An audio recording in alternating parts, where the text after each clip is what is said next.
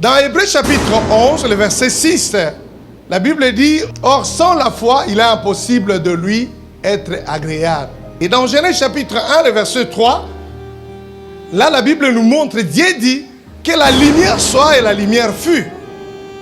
C'est Dieu qui appelle à l'existence de choses.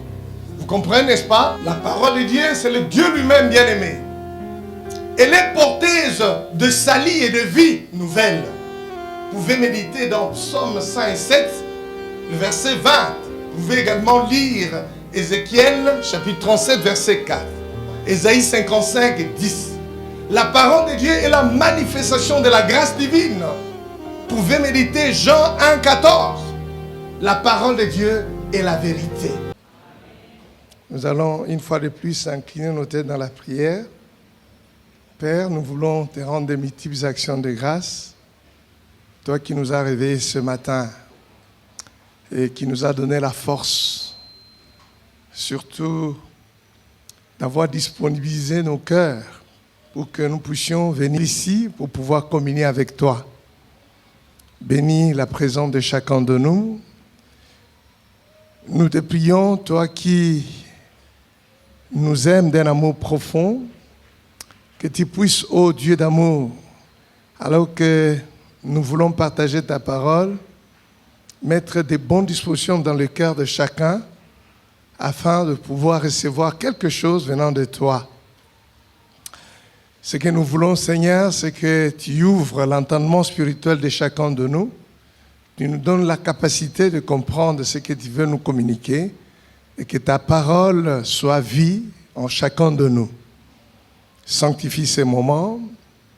Au nom de Jésus, je détruis tout ce que l'ennemi avait conçu, tout ce qu'il avait organisé, programmé contre ce moment. Au nom de Jésus, que ces œuvres, toutes les œuvres de ténèbres soient annihilées et que la gloire revienne à notre Dieu. Seigneur, merci de nous faire du bien. Au nom de Jésus, nous prions. Amen. Nous sommes dans la joie de nous retrouver ici. Nous sommes déjà venus plusieurs fois pour pouvoir communier avec vous. Nous remercions le pasteur Champlain, Boïssa, pour la confiance, mais aussi son comité. La confiance de nous laisser la chair pour que nous puissions partager la bonne nouvelle. Et avant de venir, parce que le pasteur nous avait signalé depuis longtemps, et à l'annonce que nous allons nous déplacer, vos bien-aimés du Centre évangélique francophone La Soudévie m'ont mandaté de pouvoir vous saluer de leur part. Le thème que nous partageons ce matin, intitulé « Crois sa parole et tu verras sa gloire ». Crois sa parole et tu verras sa gloire. Et nous exploitons deux textes bibliques. Le premier texte, c'est Romains chapitre 10, le verset 17. Et le deuxième texte, c'est Hébreux chapitre 11, le verset 1. Dans Romains chapitre 10, le verset 10, la Bible dit « Ainsi la foi vient de ce qu'on entend, et ce qu'on entend vient de la parole de Christ. » Dans Hébreux 11, 1, nous lisons « Or la foi est une ferme assurance de choses qu'on espère, une démonstration de celles qu'on ne voit pas. Pour l'avoir possédée, les anciens ont obtenu un témoignage favorable. » La foi, ce n'est pas une conviction personnelle. Je suis convaincu que je dois faire ceci. Non, non, non. Non. La définition que donne l'apôtre Paul, c'est une définition qui nous montre le vrai sens de la foi. Paul dit, la foi vient de ce qu'on entend, et ce qu'on entend vient de la parole de Christ. Donc, bien aimé, la foi ne vient pas de nous, la foi vient de Christ. La foi vient de Dieu. Si je sais que Dieu a dit, Et si j'applique mon cœur à faire ce que Dieu a dit, c'est alors que je produis la foi. La foi.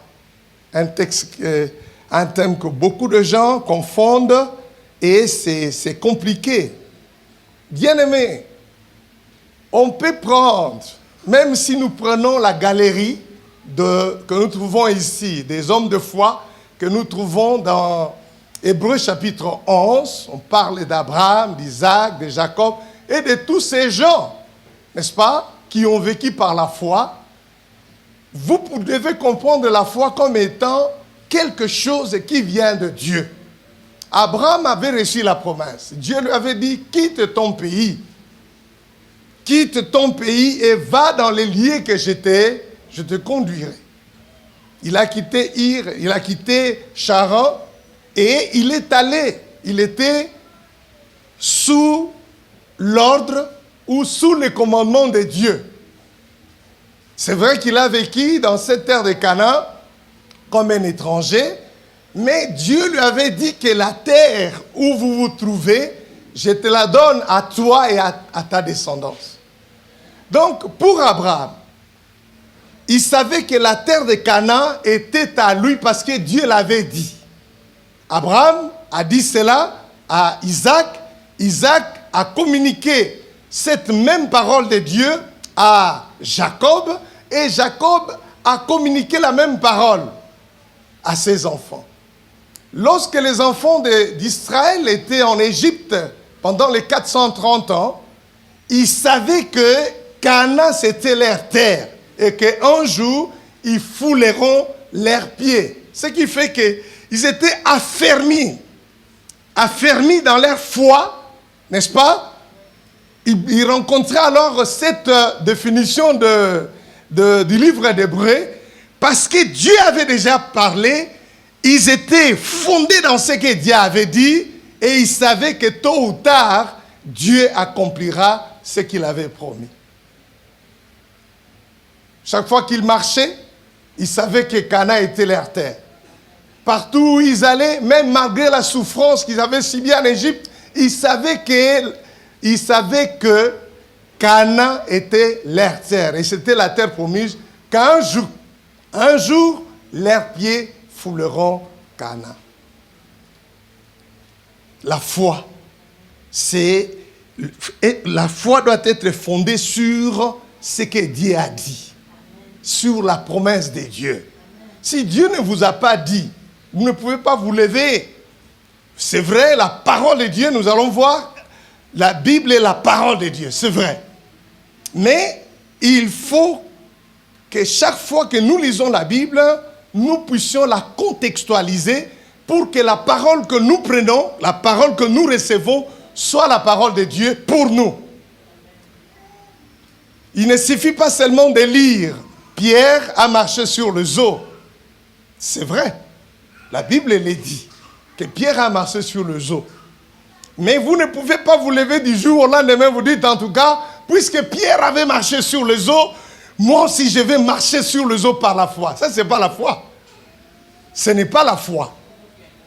Donc si quelqu'un dit comme ça, non, puisque Pierre était un homme comme moi, il avait marché sur les eaux, moi aussi je peux marcher sur les eaux, c'est une grosse erreur. Et ce que vous voulez faire là, on appelle ça tenter Dieu. Vous voulez tenter Dieu. Oh, tenter Dieu, c'est un péché.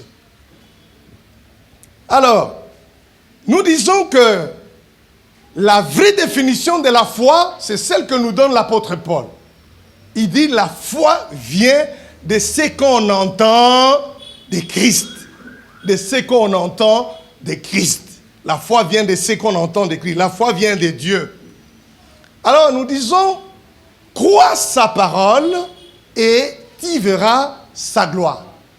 Donc pour voir la gloire de Dieu, bien-aimé, il faut croire en sa parole. Il faut croire en sa parole. L'expression la parole de Dieu désigne la communication divine. La communication. Dieu communique sa volonté. Dieu communique sa pensée.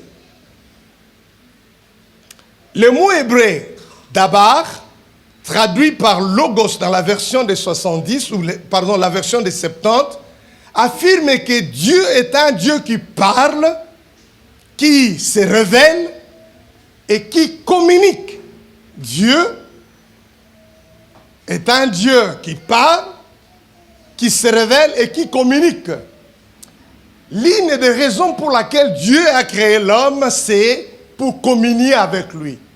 Et pour communier, il faut communiquer. Il faut communiquer. Pour que l'homme sache ce que Dieu veut et ce que Dieu ne veut pas. Ce que Dieu aime et ce que Dieu n'aime pas. Pour que l'homme sache, il fallait que Dieu communique.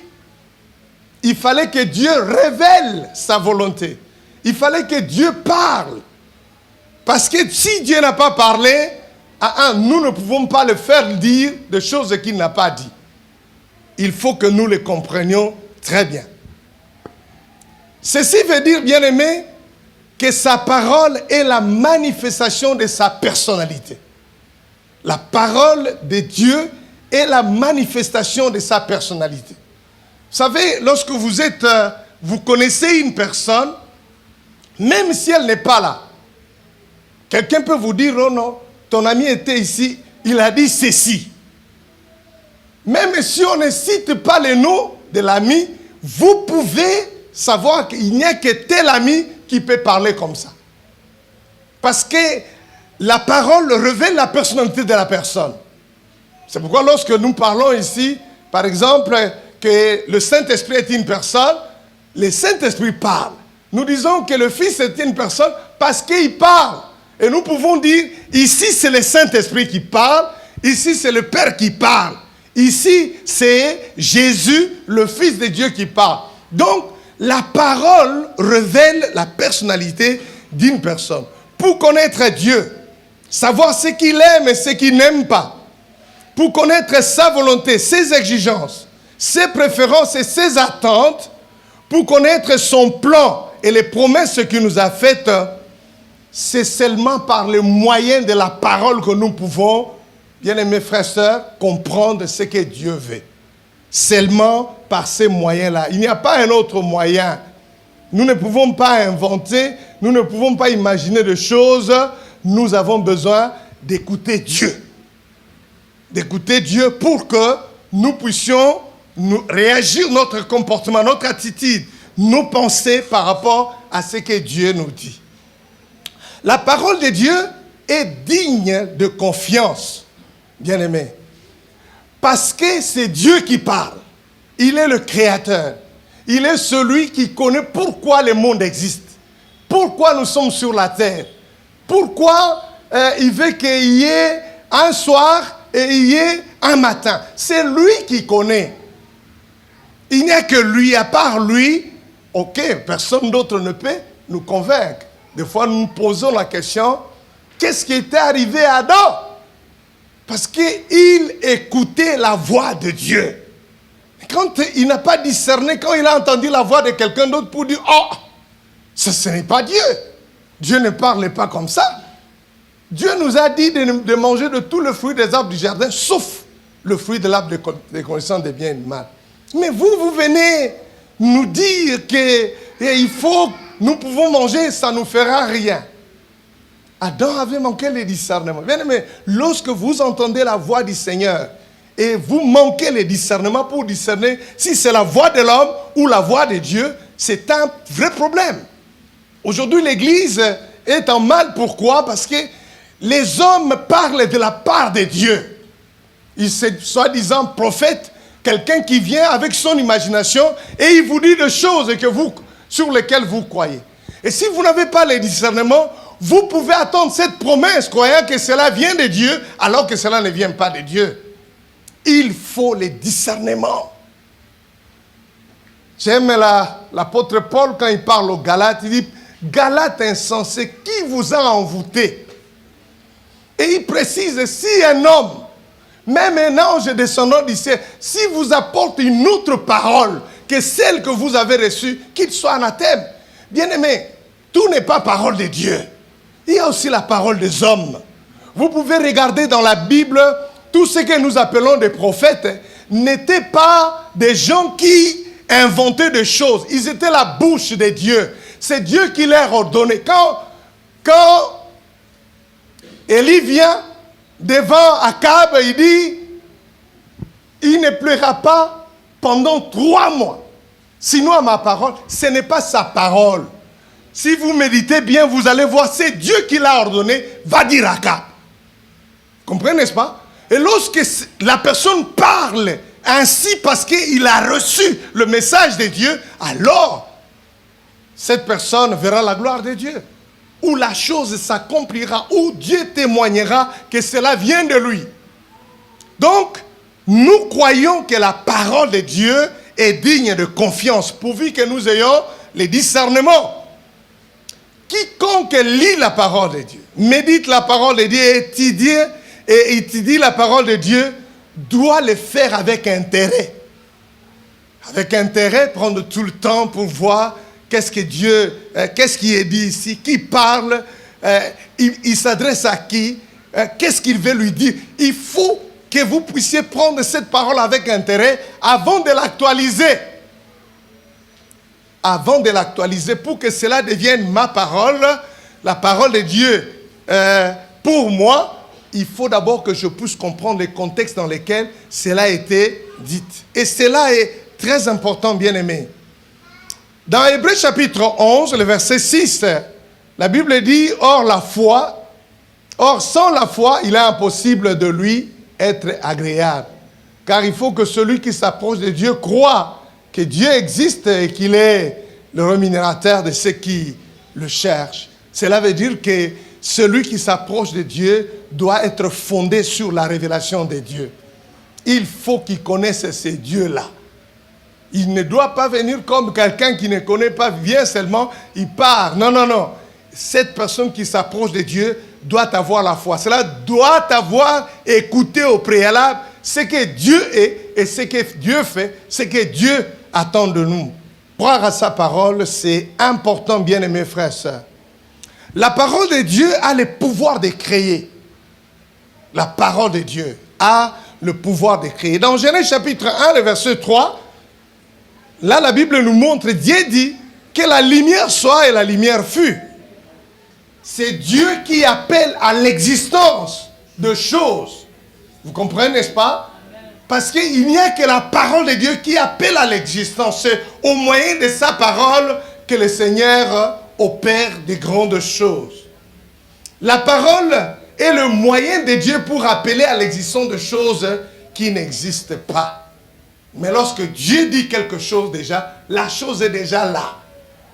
Quand Dieu dit la chose, quand Dieu dit quelque chose, même si nos yeux physiques ne le voient pas, la chose est déjà là.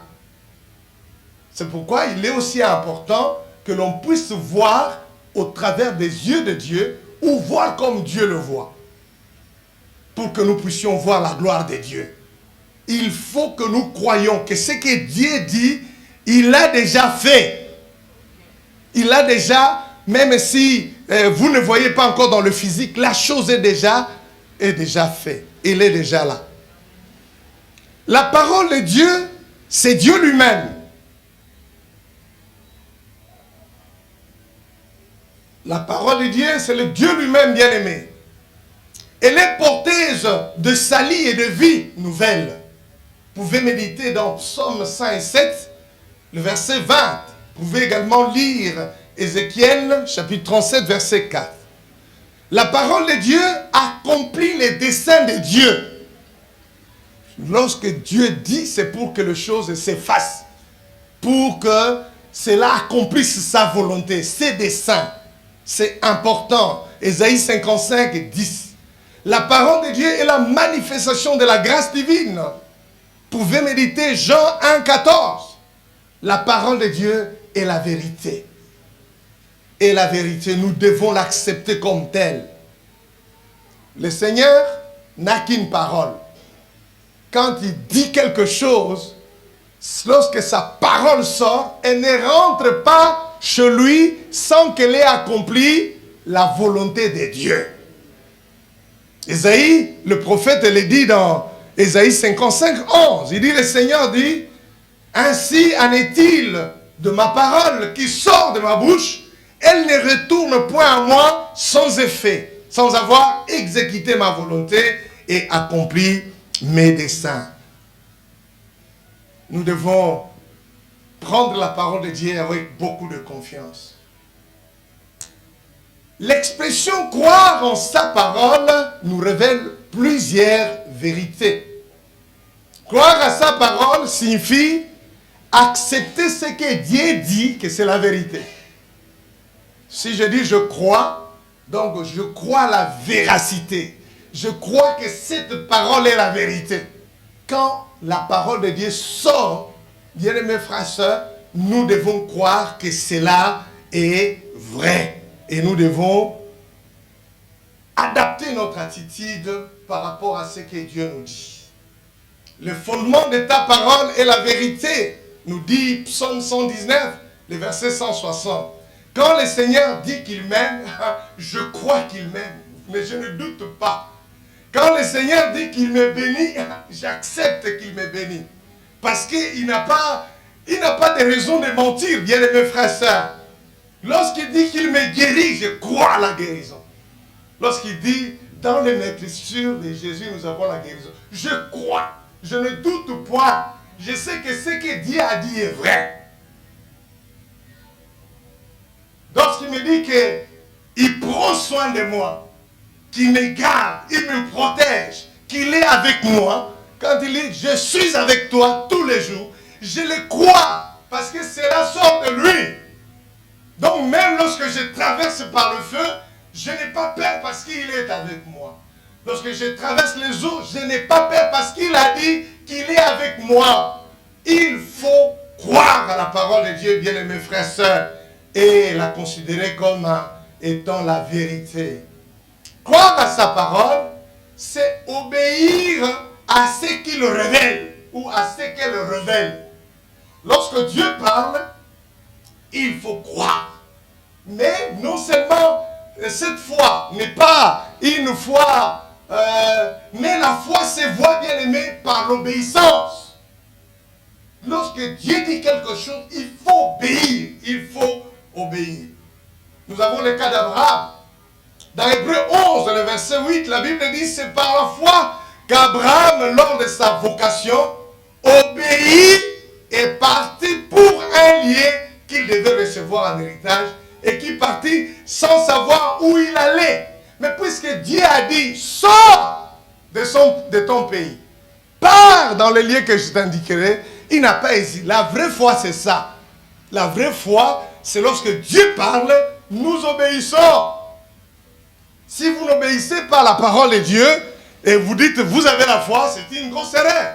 Parce que la foi doit se voir par l'obéissance qui s'ensuit. Nous avons le cas de Pierre. Pierre, c'était un grand pécheur, expérimenté. Il est né pécheur, il est grandi pécheur. Et il était l'un des spécialistes. Ils ont fait la pêche toute la nuit, ils n'ont rien reçu. Mais lorsque Jésus leur donne de jeter le filet, ils ne discutent pas. Il ne dit pas, Seigneur, vous ne connaissez même pas l'eau. Vous ne connaissez même pas comment les poissons évoluent. Vous ne savez même pas où se trouvent les gros poissons et les petits poissons. Vous ne savez pas quand est-ce qu'il faut pêcher. Comment tu peux m'ordonner? Moi, les grands pêcheurs qui connaissent, j'ai pêché toute la nuit, je n'ai rien. Tu ne peux pas me demander de faire ça. Si Pierre avait dit ces paroles, il n'allait pas voir la gloire de Dieu.